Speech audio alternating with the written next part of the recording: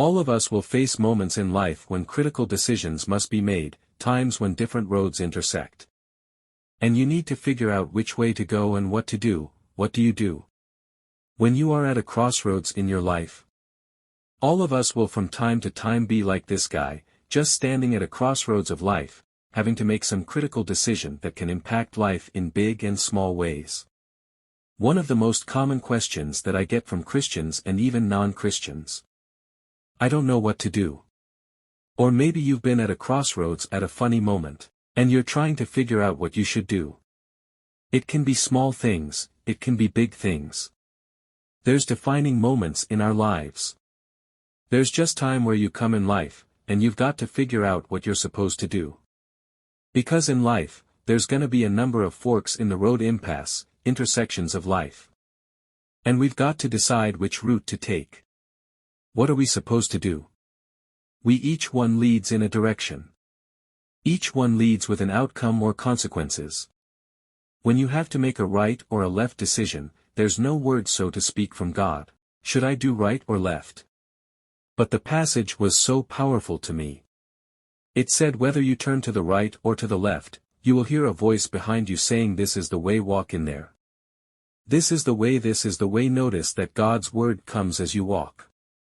But the important thing is not necessarily about that initial decision. Is it? The important thing is not necessarily which way you go, but how you walk on that path. You turn to the right, good job, but how are you walking on that path? Yeah. Best counsel ever got when I was a young guy on campus crusade. Said God never steers a parked car. You just go, and let God lead you. God's people never have a problem with guidance. What they have a problem with is inertia, initial inertia, getting off the dime. That's the problem. Adam, cultivate the garden, so do it, multiply and subdue the earth, bring forth fruit. How? Just do it. I'll walk with you in the cool of the day. Just do it, name the animals and whatever he named them, that it was go. Make disciples, go, where just go, I'll lead you. How do we understand God's will? How do we know what we're supposed to do? But I do think in life, we have these intersections like that, where there's some conflicting voices. We have our own sense about things like that, feels right to go left. But there's someone close to us telling us to turn right. Like, where should I go to college? And what about this relationship? And when should we start a family? And what about this job? And should we make this move? Like these big decisions. You're just not sure what the right thing is. And so one of the things I would just tell my kids, some more than others, is, one thing leads to another, meaning that you take the next step in front of you, that you think God wants you to take, pray about it, read some scriptures, get some wise counsel, take that next step, and then trust that one thing leads to another. You can't see it. It's difficult for you to predict. At times, it'll feel like you're going backwards in order to move forward. But trust that God is the grand master of weaving things together. Like that's what he does. He connects dots for those of you who have been followers of Jesus for a while. This is true, like you've experienced it in hindsight, or you look back and you're like, I didn't know then he was protecting me at the time. I thought he was withholding from me. But now I can look back and see that God was weaving some things together. He was working some things together.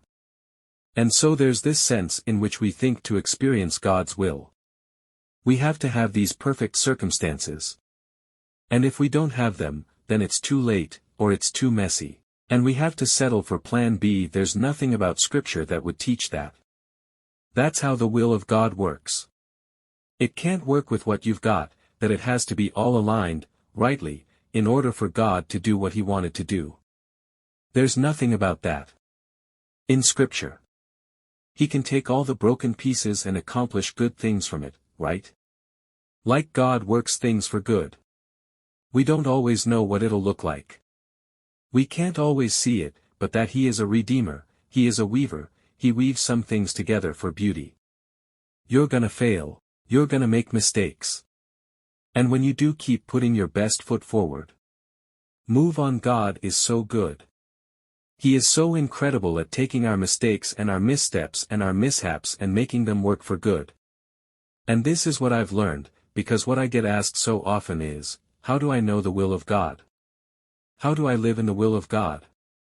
I understand. And we all want this code. We want this simple thing, do this, and that would be the will of God, but it's really a journey and a process. The will of God is not some one moment, one exchange, one here it is. This is the will of God for you. The will of God is what happens when we put in our steps. We are stepping and walking with faith to be sensitized to the fact that as we put in our steps, God puts in the orders. God will not give you a roadmap. God's will for you is not a roadmap. It is a relationship. When he led the children of Israel through the wilderness, how did he lead them? Did he give them a map? No.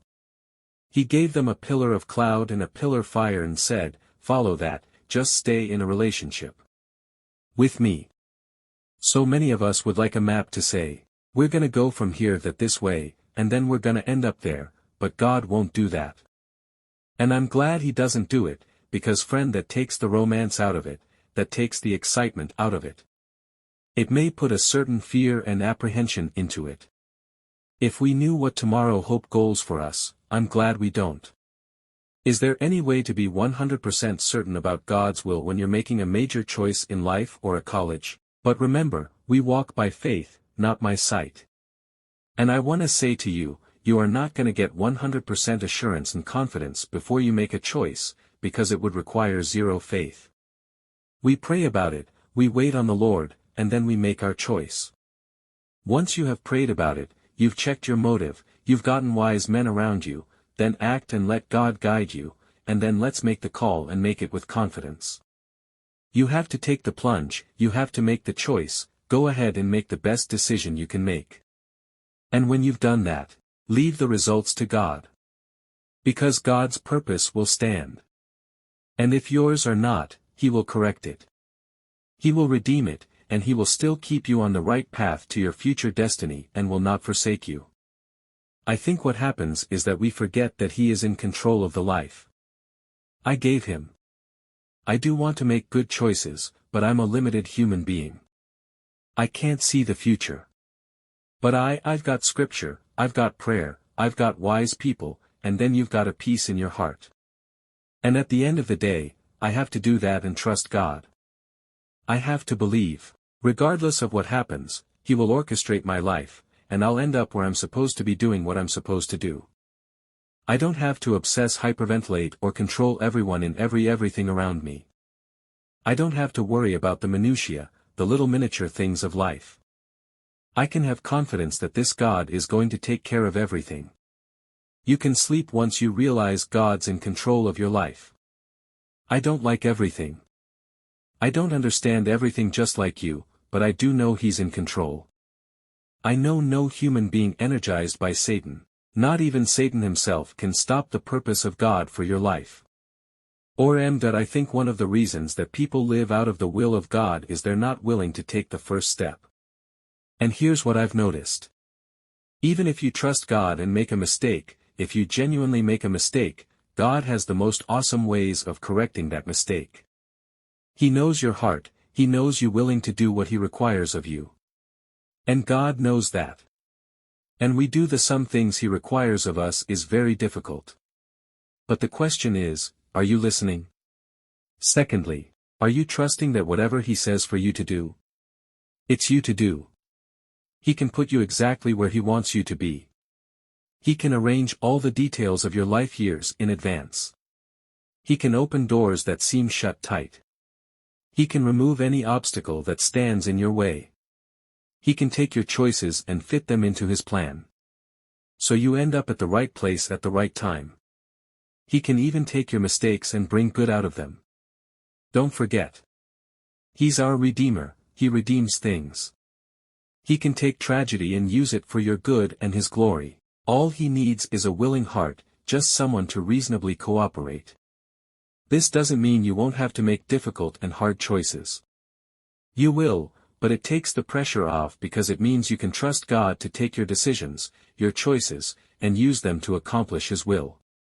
In your life, the steps of a good man are ordered or directed by the Lord, even when you don't know what the heck is going on. He's directing them. Lay your head on your pillow, knowing Dad's up, He's in charge. He's gonna govern the affairs of your life. If He shuts the door and opens the door, He's just directing you. It's gonna be all right. People think God would just reveal His secret will to me. That would be so good, and actually it would be so much easier. It would mean I didn't have any responsibility, no decisions to make, and I would never grow up to maturity as a result. Have you ever met a teenager who has never had to make a decision in his life? Notice how dysfunctional he has become and how immature he really is. No matter what he or she thinks about themselves.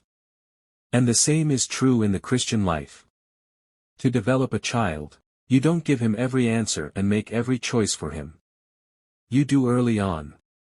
But after you give them instruction and guidance in your presence to help them, they have to make decisions. It's part of their deepening as part of their maturity. So to make a child strong, you give him guidance early on, and then you let him choose. Sometimes does he have to choose wrong? To develop him? God lets us choose. Do we want him to seek our counsel, seek our help, but nonetheless, the child has to grow up. And so God lets us choose. That's the way He makes a glorifying strong person that seeks His guidance, seeks His providence. I would be so much easier if God just sent messages down from heaven, wouldn't it? But nobody would grow as a Christian. If that were the case, nobody would need to discern God's will for their lives. Nobody would need to make decisions that were pleasing to God. What God is after in our lives is growth to maturity. I can sound a little frightening, but remember, He is our shepherd and He's promised to lead us and guide us. We can have every confidence that although the Lord wants us to grow up to maturity, to discern and to do His will, He has promised that He will be with us and He will guide us. We know that we can trust Him, and the most important decision you will ever make is the decision to accept the Lord Jesus Christ, the Son, the Savior of the world, who went to the cross, shed His blood at Calvary, paid our sin debt in full and offered salvation to all mankind. Most important decision is to accept Him personally as your Savior and Lord, confessing and repenting of your sins and surrendering your life to Him. Number 1, decision.